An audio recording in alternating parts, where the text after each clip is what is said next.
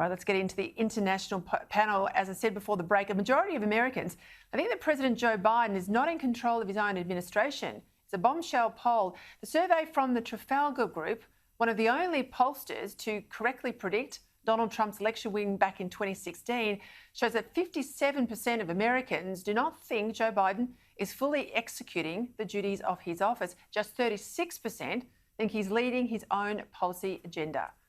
To discuss this and more, from Sydney, co-host of Outsiders, James Morrow, and from Sydney, Executive Director of the Centre for Independent Studies, Tom Switzer. James, these numbers confirm what we've been thinking all along. Biden's a figurehead in office. He's not in power. Who's really running the show?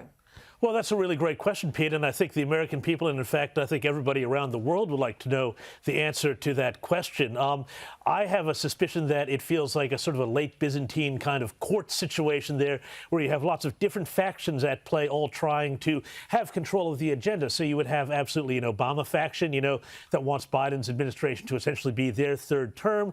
You'd have Kamala Harris's people there, who are all trying to take control of things from the president, although we've seen them not really do too well with that, with some of their border debacles. And you'd have probably other power groups within the White House as well. But it's pretty clear that from everything Joe Biden has been doing and saying that he's not running the show. I mean, we saw just the other day, he actually needed cue cards and note cards to deal with a pre-prepared question from somebody. It's just unbelievable.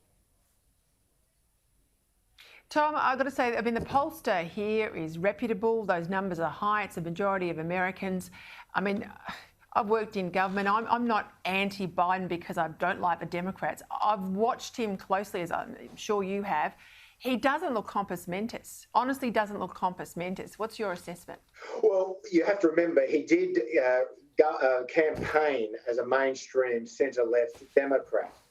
But in power, it's quite evident he is a Trojan horse for the increasingly activist left wing that dominates today's Democratic Party. So I can see why a lot of those Americans in the middle who voted for him feel cheated.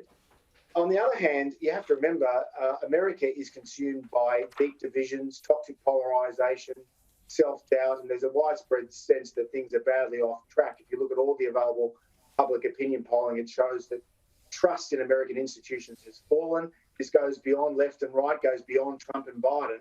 I think it's a cultural crisis, notwithstanding the fact that America still has a lot of wonderful attributes, including the fact that it's the most powerful nation in the world and it has a very good higher education system, despite the increasing intolerance on university campuses. Yeah, but what about his mental acuity, Tom?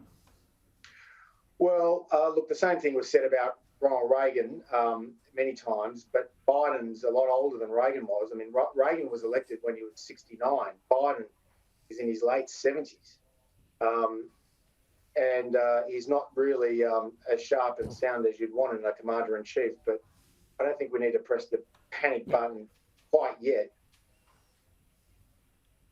Yeah, it's worth watching, though. It's a worry. Donald Trump's taking on big tech, James. Yes, so this is a really important thing that's happening here.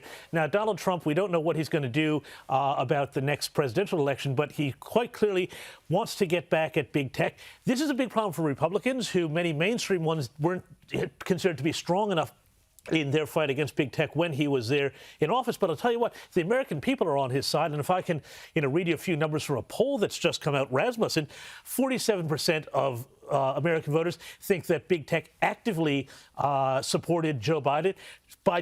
Democrats, by a 3-to-1, think that they supported Biden over Trump and were able to swing votes that way. There's a big concern that since big tech has protection under something called Section 230 of the Communications Decency Act, they can basically do whatever they want and be both a publisher and a platform. But people are saying, no. This is now like the phone company. They've got to be, a neutral broker. They've got to be a town square. They've got to respect the First Amendment. Your telephone company can't cut you off because they don't like what you say. And that's exactly what these outfits like Facebook and Twitter and some of the big tech search engines are doing right now. So it's offending American sense of fair play.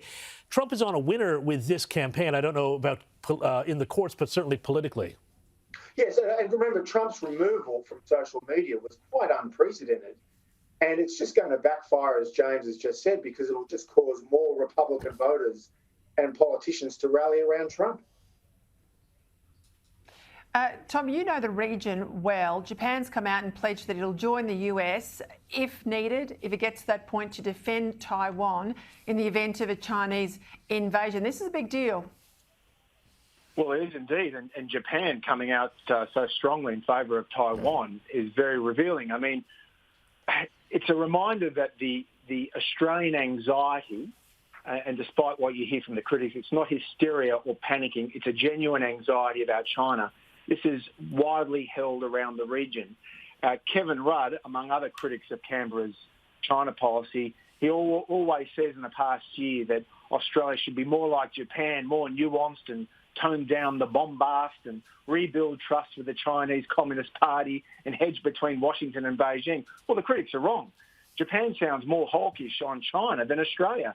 And Japan's not alone. If you look all around the region, you've got India, Vietnam, the Philippines, Thailand, so on and so forth. They're increasingly anxious about China's bullying, and those states want the United States to help lead efforts to check Beijing's regional ambitions. So Australia is not alone here.